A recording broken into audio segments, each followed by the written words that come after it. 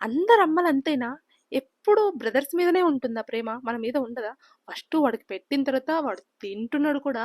లాస్ట్‌లో నాకు పెట్టింది. నాకు ఫస్ట్ పెట్టు మమ్మీ అని చెప్పాను. వీడొచ్చేసి మూవీ చూసుకుంటా హ్యాపీగా తింటున్నాడు పందిలాగా.